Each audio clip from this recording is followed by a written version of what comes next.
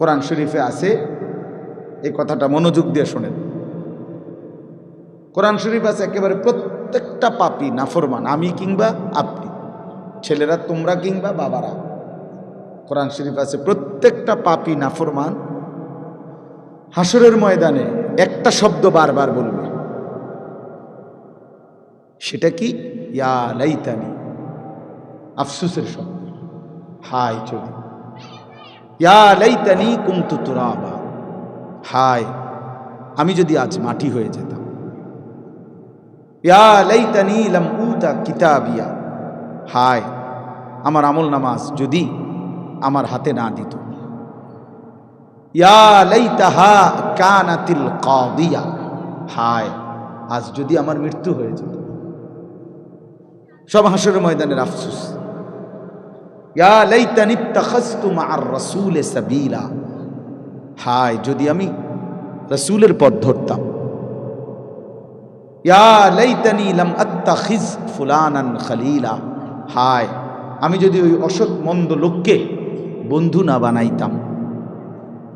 ইয়া লাইতানি লাম উশরিক বিরব্বি আহাদা, হায় আমি যদি আল্লাহর সাথে শিরিক না করতাম।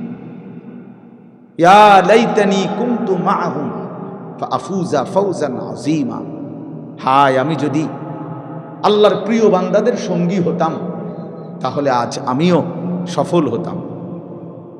ইয়া লাইতানা আতা'না আল্লাহ ওয়া আতা'না আর-রাসূলা, হায় আমি যদি আল্লাহ এবং রাসূলের আনুগত্য করতাম। এসব কোরআনের আয়াত। ইয়া লাইতানি কদ্দামতু লি হায়াতি, হায় আমি যদি দুনিয়ায় থাকতে আজ এই আখিরাতের জন্য কিছু নেকি পাঠাইতাম। এই দেখছুনি ভাই, সবগুলো কি কোরআনের, সবগুলো কোরআন।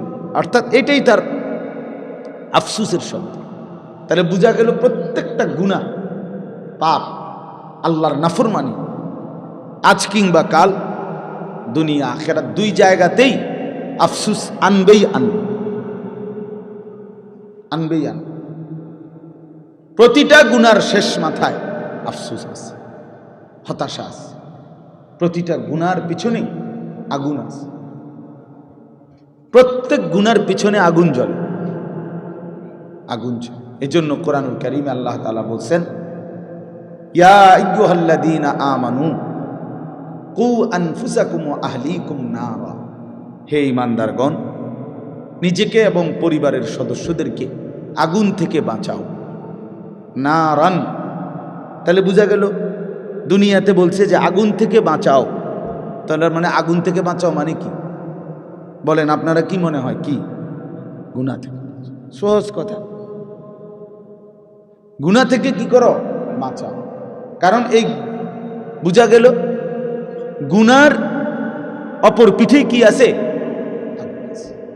এজন্য রাসূলুল্লাহ সাল্লাল্লাহু আলাইহি সাল্লাম বলছেন, ওয়া ইন্নাল ফুজুরা ইয়াহদি ইলান নার, প্রত্যেকটি গুনাহ পাপ জাহান্নামের দিকে টেনে নিয়ে যায়। ওয়া ইন্নাল বিররা ইয়াহদি ইলাল জান্নাহ, এই ছেলেটাকে কি খুঁজে পাওয়া গেল না? এই যে বাঁশি বাজায় যে ছেলেটা,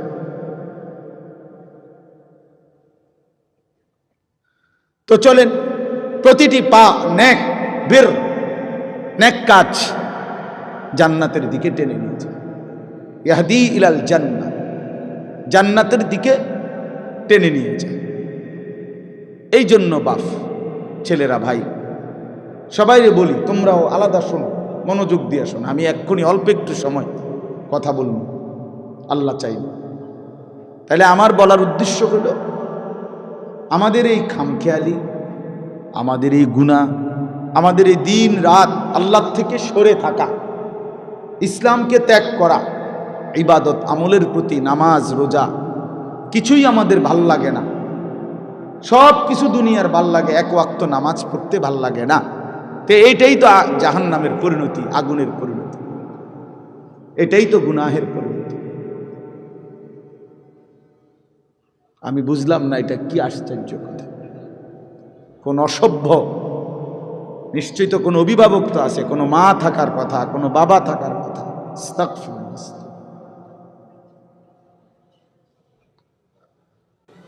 আচ্ছা চলেন, তো এই জন্য বললাম বাপ, আফসুস আনবেই আনবে, আমারও আপনার আনবে। কোরআন শরীফে আছে, আরে হাদিসে আছে, আল্লাহ নবী সাল্লাল্লাহু আলাইহি ওয়াসাল্লাম বলছেন, আল্লাহর নেক বান্দারা যখন জান্নাতে যাবে, জান্নাতে কোনো দুঃখ নাই, আফসোস নাই, কোনো রকমের সামান্য কোনো বিরক্তি ক্লান্তি কিচ্ছু নেই। লা ইয়ামাসসুহুম ফিহা নাসাবুন ওয়া মা হুম মিনহা বিমুখরাজিন। আল্লাহ বলে জান্নাতি বান্দা কোনো ক্লান্তি স্পর্শ করবে না এবং জান্নাত থেকে তাকে কখনোই বের করা হবে না। তাহলে জান্নাতে কোনো আফসোস থাকবে না। কিন্তু এরপরেও নবীজি বলছেন সাল্লাল্লাহু আলাইহি ওয়াসাল্লাম যে জান্নাতি বান্দার একটা আফসোস থাকবে। জান্নাতে যাওয়ার পরেও জান্নাতি বান্দা একটি আফসোস করবে। কি সেই আফসোস? আফসোস করবে, হায় দুনিয়ায় যেই সময়গুলো আল্লাহর জিকির, আল্লাহর স্মরণ, আল্লাহর ইবাদতে কাটাই নাই, ওই সময়গুলোর জন্য আফসোস করবে। সেই সময়গুলো যদি আল্লাহর ইবাদতে কাটাইতাম তাহলে আজকে আমার জান্নাত আরো উঁচা হতো, আরো উপরে উঠতে পারত। এই আফসোস, সময়ের অপচয়, এটার জন্য জান্নাতে গিয়েও কি হবে? হায়াতের অপচয়, জীবনের অপচয়, এটা সাংঘাতিক ব্যাপার। হাসরের ময়দানে বান্দার প্রতি আল্লাহর প্রথম প্রশ্ন, আন উমরিহি ফিমা আফনাহু, বান্দা বলো আমার দেওয়া হায়াত কোথায় শেষ করেছে? এই প্রথম প্রশ্ন। দ্বিতীয় প্রশ্ন আবার বলো, ও আন শাবাবিহি ফিমা আবলাহু, আলাদাভাবে আবার বলো শুধু যৌবন কালটা কোথায় খরচ করছে। একবার বলবে পুরা হায়াত, সেটা কোথায় শেষ করেছ। আবার বলবে যে পৃথকভাবে আবার বলো যে প্রাপ্তবয়স্ক বালেগ হওয়ার পর থেকে 40 বছর 45 বছর পর্যন্ত এই যে যৌবন কাল, এইটা কোথায় ব্যয় করছে।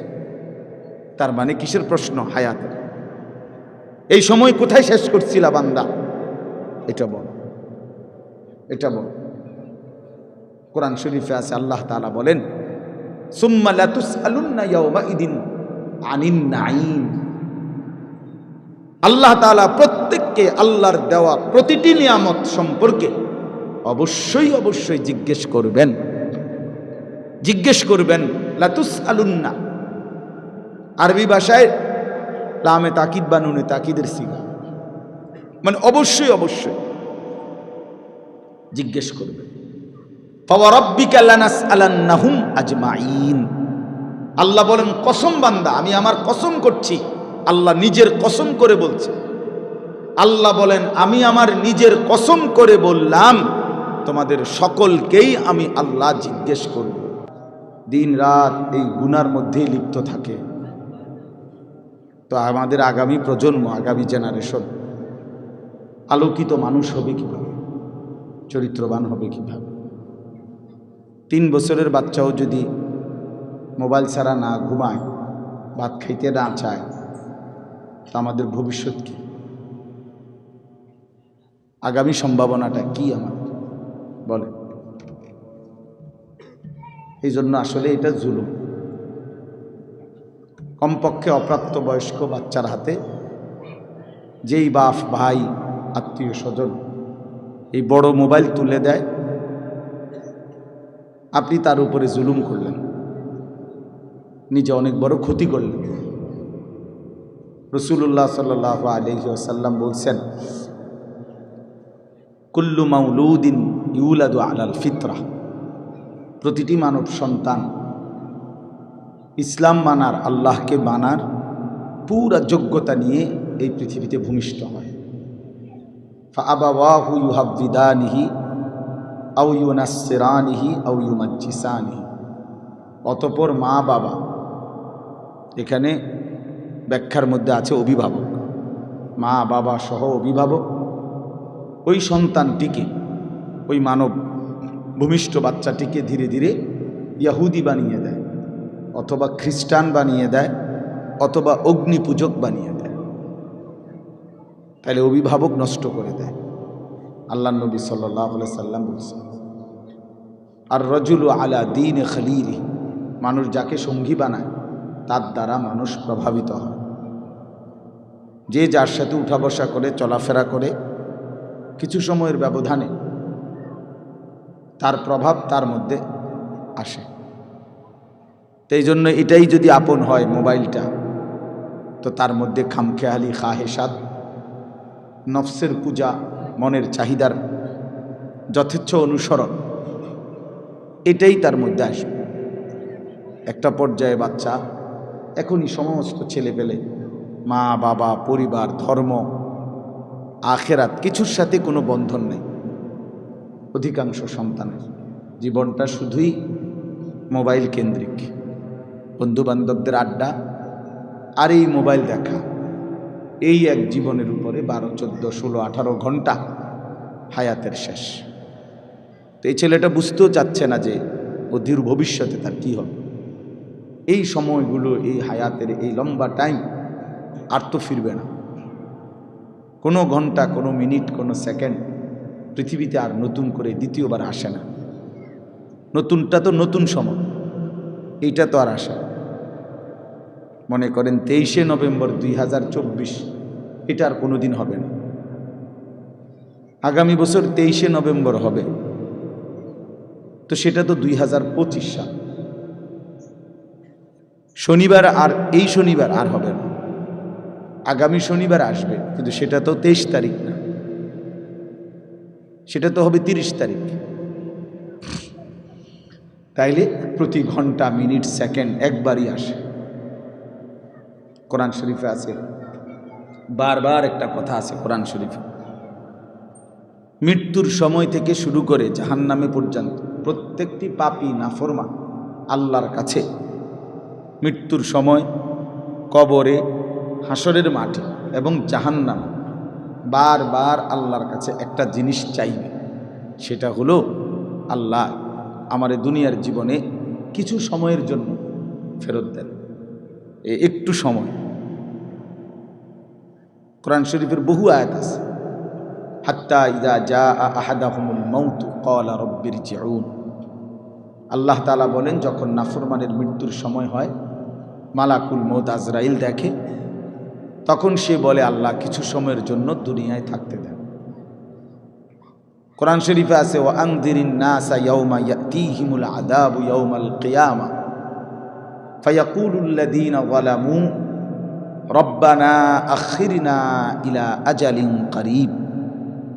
আল্লাহ তাআলা বলেন, হে নবী, আপনি লোকদেরকে কিয়ামত দিবসের, হাসরের ময়দানের আযাবের কথা ভয় দেখান, কেননা সেদিন সমস্ত জালেম, নাফরমান, পাপী আল্লাহকে বলবে, আল্লাহ ইলা আজালিন করিব, অল্প একটু সময়ের জন্য আমাকে দুনিয়ায় ফেরত যেতে দেন।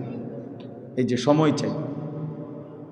কোরআন শরীফে আছে, ওয়া আনফিকু মিম্মা রাযাকনাকুম মিন ক্বাবলি আন ইয়াতিয়া আহাদাকুমুল মাউত ফায়াকুলা রাব্বি লাউলা আখারতানি ইলা আজালিন করিব। আল্লাহ তাআলা বলে, বান্দা যদি নেক আমল করতে মন চায়, দান সদকা করতে মন চায়, আল্লাহর ইবাদত করতে মন চায়, যাই করতে মন চায়, এটা মৃত্যু আসার আগে আগেই করে নাও, নয়তো মৃত্যুর সময় তুমি বলবে যে আল্লাহ আমাকে কিছু সময়ের জন্য একটু সুযোগ দেন। কোরআন শরীফে আছে, জাহান্নামী জাহান্নামের মধ্যে বারবার আল্লাহকে বলবে, রব্বানা আখরিজনা না'মাল সালিহান গায়রাল্লাযী কুন্না না'মাল। আল্লাহ আপনি আমাকে কিছু সময়ের জন্য দুনিয়ায় ফেরত যেতে দেন, যদি যেতে পারি আমি নেক আমল করব। রব্বানা আখরিজনা ফাইন উদনা ফাইন্না যালিমুন। জাহান্নামী বলবে, আল্লাহ আমারে কিছু সময়ের জন্য জাহান্নাম থেকে বের করেন, এবার যদি ফিরে গিয়ে আবারও অন্যায় করি, পাপ করি, তাহলে আমি বড় বেশি জালেম, এরপরে আপনি আমারে তার চাইতে কঠিন শাস্তি দিয়েন, কিন্তু এবার একটু সুযোগ দেন, আরেকবার। এই সবগুলো কথার জবাবে একটাই, কাল্লা। আল্লাহ তাআলা বলবেন, কখনোই না বান্দা, এটা হবে না। ওয়ালান ইউআখির আল্লাহ তাআলা কাউকে আর কখনোই এক জাররা বিন্দু সময় দিবেন না। আওয়ালাম নুআম্মিরকুম, কোরআন শরীফে আছে আল্লাহ তাআলা বলবেন, বান্দা আমি কি তোমাকে সময় দেই নাই? আমি কি হায়াত দেইনি? দিয়েছিলাম। আমি যথোপযুক্ত টাইম দিছি। প্রতি ওয়াক্ত নামাজের টাইম যেতটুকু নামাজের রাকাত আদায় করতে এটুকু সময়ের দরকার ছিল না, আমি বেশি দিছি। মনে করেন জোহরের নামাজ 1টা বাজে আজান হয়েছে, 3:45 বাজে আসরের আজান, প্রায় 3.25 ঘন্টা পরে আসরের আজান।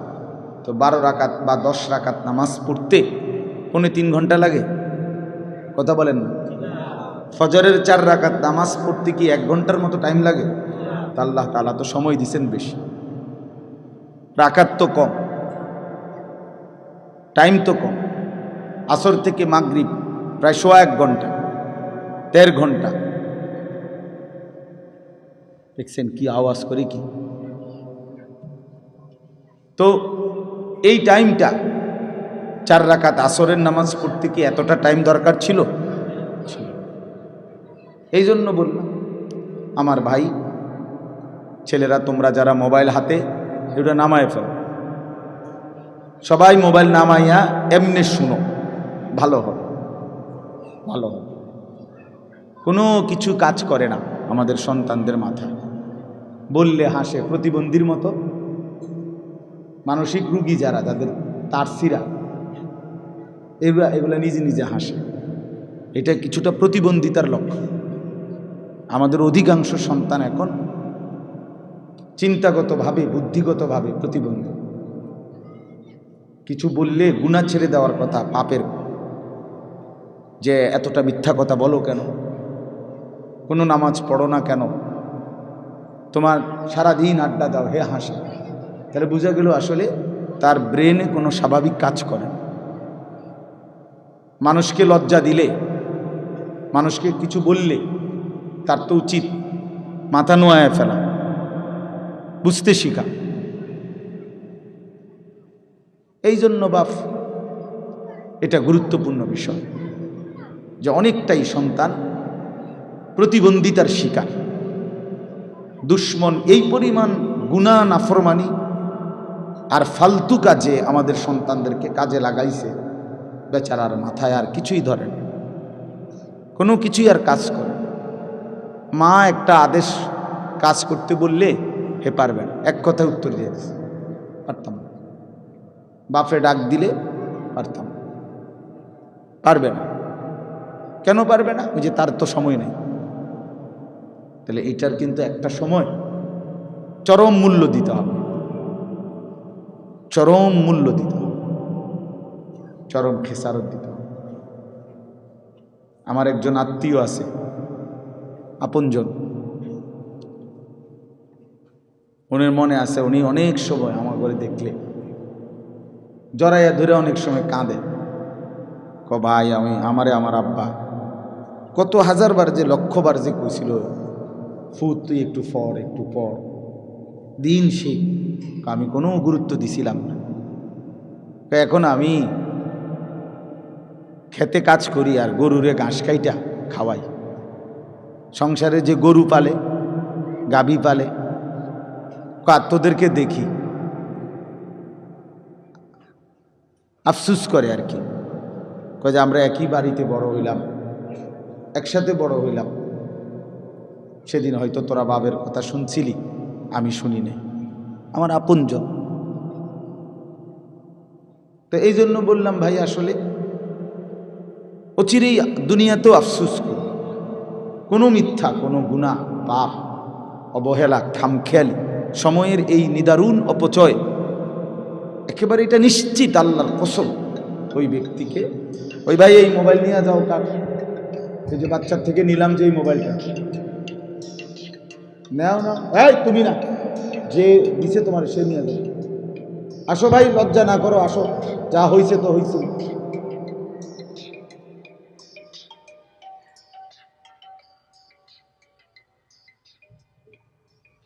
তো এই জন্য এটা আফসোস করতেই হবে। কোরআন শরীফে আছে, এই কথাটা মনোযোগ দিয়ে শোনেন। কোরআন শরীফ আছে একেবারে প্রত্যেকটা পাপী নাফরমান, আমি কিংবা আপনি, ছেলেরা তোমরা কিংবা বাবারা, কোরআন শরীফ আছে প্রত্যেকটা পাপী নাফরমান হাসরের ময়দানে একটা শব্দ বারবার বলবে, সেটা কি? ইয়া লাইতানি, আফসোসের শব্দ। হায় যদি, ইয়া লাইতানি কুনতু তুরাবা, হায় আমি যদি আজ মাটি হয়ে যেতাম। ইয়া লাইতানি লাম উতা কিতাবিয়া, হায় আমার আমল নামাজ যদি আমার হাতে না দিত। ইয়া লাইতাহা কানাতিল কাদিয়া, হায় আজ যদি আমার মৃত্যু হয়ে যেত। সব হাসরের ময়দানের আফসোস। ইয়া লাইতানি ইত্তাখাযতু মা'আর রাসূলি সাবিলা, হায় যদি আমি রাসূলের পথ ধরতাম। ইয়া লাইতানি লাম আত্তাখিজ ফুলানান খলিলা, হায় আমি যদি ওই অসৎ মন্দ লোককে বন্ধু না বানাইতাম। ইয়া লাইতানি লাম উশরিক বিরব্বি আহাদা, হায় আমি যদি আল্লাহর সাথে শিরিক না করতাম। ইয়া লাইতানি কুনতু মাআহুম ফাআফুজা ফাওজান আযীমা, হায় আমি যদি আল্লাহর প্রিয় বান্দাদের সঙ্গী হতাম তাহলে আজ আমিও সফল হতাম। ইয়া লাইতানা আতা'না আল্লাহ ওয়া আতা'না আর-রাসূলা, হায় আমি যদি আল্লাহ এবং রাসূলের আনুগত্য করতাম। এসব কোরআনের আয়াত। ইয়া লাইতানি কদ্দামতু লি হায়াতি, হায় আমি যদি দুনিয়ায় থাকতে আজ এই আখিরাতের জন্য কিছু নেকি পাঠাইতাম। এই দেখছুনি ভাই, সবগুলো কি কোরআনের, সবগুলো কোরআন, অর্থাৎ এটাই তার আফসোসের শব্দ। তাহলে বোঝা গেল প্রত্যেকটা গুনাহ পাপ আল্লাহর নাফরমানি আজ কিংবা কাল দুনিয়া আখিরাত দুই জায়গাতেই আফসোস আনবেই আনবে, আনবেই আনবে। প্রতিটা গুনার শেষ মাথায় আফসোস আছে, হতাশা আছে। প্রতিটা গুনার পিছনে আগুন আছে, প্রত্যেক গুনার পিছনে আগুন জ্বলে, আগুন জ্বলে। এজন্য কোরআনুল কারীমে আল্লাহ তাআলা বলছেন, ইয়া আইয়ুহাল্লাযীনা আমানু কু আনফুসাকুম ওয়া আহলিকুম নারা, হে ঈমানদারগণ নিজেকে এবং পরিবারের সদস্যদেরকে আগুন থেকে বাঁচাও। নারান, তাহলে বোঝা গেল দুনিয়াতে বলছে যে আগুন থেকে বাঁচাও, তাহলে মানে আগুন থেকে বাঁচাও মানে কি বলেন আপনারা? কি মনে হয়? কি? গুনাহ থেকে। সহজ কথা, গুনাহ থেকে কি করো? বাঁচাও। কারণ এই বোঝা গেল গুনার অপর পিঠে কি আছে? এজন্য রাসূলুল্লাহ সাল্লাল্লাহু আলাইহি সাল্লাম বলছেন, ওয়া ইন্নাল ফুজুরা ইয়াহদি ইলান নার, প্রত্যেকটি গুনাহ পাপ জাহান্নামের দিকে টেনে নিয়ে যায়। ওয়া ইন্নাল বিররা ইয়াহদি ইলাল জান্নাহ, এই ছেলেটাকে কি খুঁজে পাওয়া গেল না? এই যে বাঁশি বাজায় যে ছেলেটা,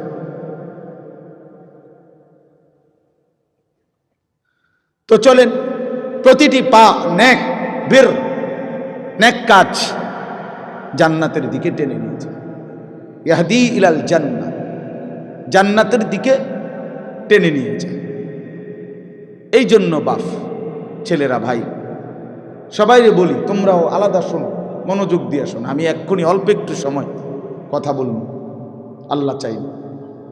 তাহলে আমার বলার উদ্দেশ্য হলো আমাদের এই খামখেয়ালি, আমাদের এই গুনাহ, আমাদের এই দিন রাত আল্লাহ থেকে সরে থাকা, ইসলামকে ত্যাগ করা, ইবাদত আমলের প্রতি নামাজ রোজা কিছুই আমাদের ভাল লাগে না। সব কিছু দুনিয়ার ভাল লাগে, এক ওয়াক্ত নামাজ পড়তে ভাল লাগে না। তো এইটাই তো জাহান্নামের পরিণতি, আগুনের পরিণতি, এটাই তো গুনাহের পরিণতি। আমি বুঝলাম না এটা কি আশ্চর্য কথা। কোন অসভ্য, নিশ্চয়ই তো কোনো অভিভাবক তো আছে, কোনো মা থাকার কথা, কোনো বাবা থাকার কথা। আস্তাগফিরুল্লাহ।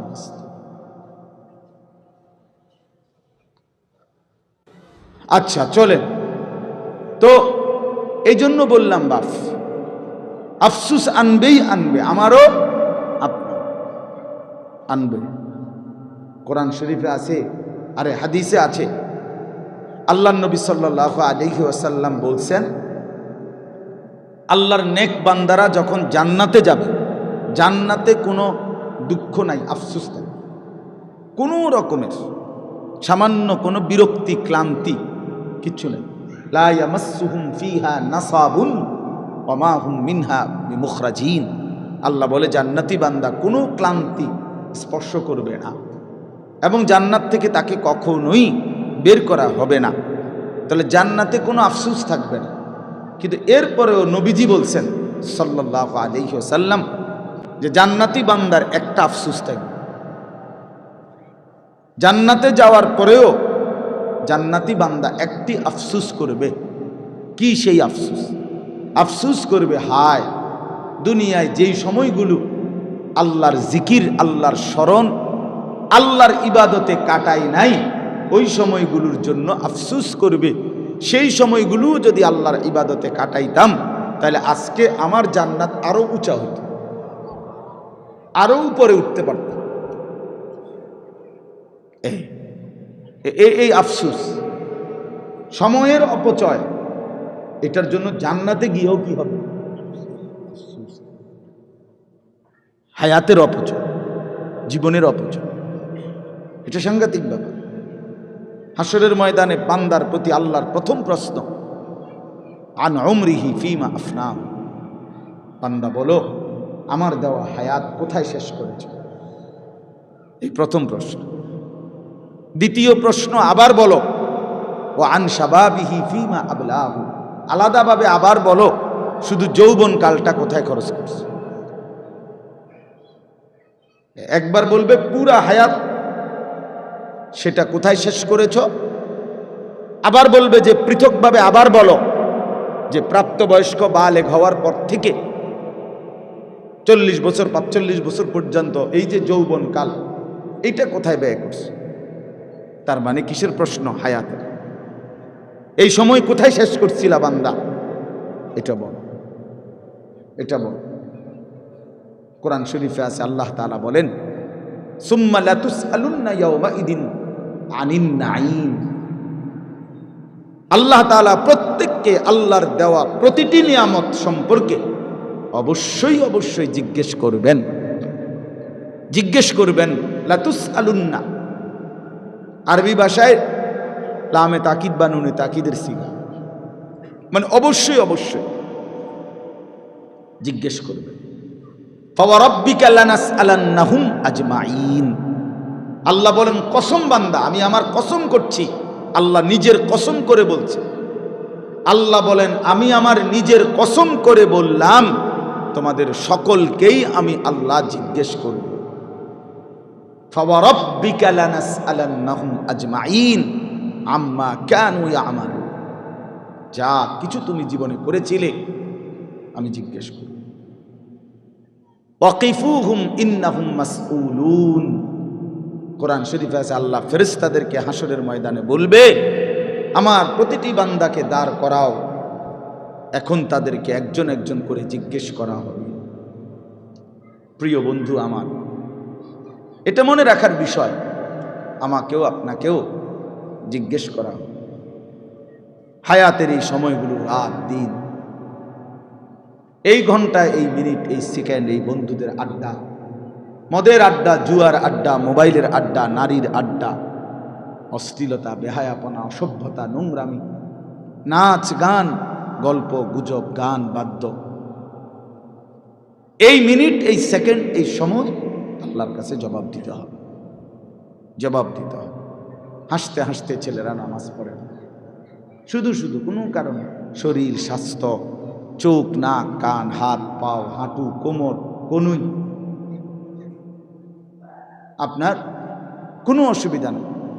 গতকাল শুক্রবার ছিল না, গতকালকে আগের দিন রাত্রে থেকে আমার এই হাড্ডিটা এখানের, শুধু এই হাড্ডিটার মধ্যে কি ঘুম থেকে ওঠার কারণে নাকি কেউ বলতেছে ঠান্ডার কারণে অথবা বাত ব্যথার, মানে এতটা প্রচণ্ড ব্যথা করে যে সকালবেলা আমি শুক্রবার আমার জুমার নামাজের মসজিদ ঢাকায়, সকালবেলা তো আমি ঘুমাই, আমি মসজিদে গিয়ে পৌঁছছি 4:30 বাজে রাতের, তার 5:40 ফজরের জামাত, ফজরের নামাজ পড়ে আমি শুইছি, কিন্তু এইটার ব্যথায় মানে আমি 11টা পর্যন্ত এই কাতরাইছি, ঘুমাইতে পারছি না, মানে এতটা প্রচণ্ড, মানে নড়লেই ব্যথা করে, মনে যেন ছিঁড়ে যাইতেছে ব্যথায়, এমন অবস্থা। তো কিছুই না, শুধু এই হাড্ডিটাতে একটু ব্যথা করে, এতটুকুই, আর কিচ্ছু। কিন্তু আমার 5 ঘন্টার ঘুম কোরবান হয়ে গেছে, আর কোনোভাবেই ঘুমাইতে পারিনি, এতটা অস্থিরতা। এখন আমার সাথী দুজন ঘুমাইছে, কিন্তু আমি ঘুমাইতে পারি, শুধু এই পাশে ছটফট ছটফট করছি। তো ভাইয়া, আল্লাহ তাআলা যদি 1 ঘন্টা 1 মিনিটের জন্য সুস্থতা তুলে নেয়, আরাম সরায় নেয়, আল্লাহর কসম পৃথিবীর কোনো নারী ছবি, তোমার মোবাইল আর তোমার বন্ধু কোনো কিছুই তোমার সুখ আনতে পারে। এই আমার এই কথাটা দোস্ত, বুঝতে শিখো, বুঝতে শিখো। প্রতি ঘন্টা প্রতি মিনিট আল্লাহ তাআলা আমাদেরকে সুস্থ রাখতেছেন। হাদিসের মধ্যে আছে আল্লাহ তাআলা জিজ্ঞেস করবে 2টা জিনিস, আল্লাহ প্রথমেই বান্দাকে বলবে হাসরের ময়দানে, বান্দা বলো তো, আলাম নুসিহ জিসমাকা, আমি কি তোমার শরীরটা সুস্থ রাখি নাই এত দিন? জ্বর হইছে কয়দিন বলো, সুস্থ ছিল কয়দিন?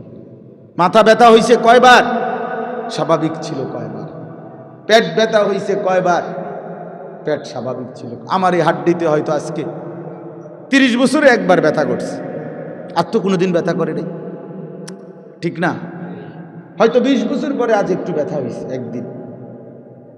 হ্যাঁ, তো আল্লাহ তাআলা বলবেন, বান্দা আমি কি তোমাকে এতটা লম্বা সময় সুস্থ রাখি নাই?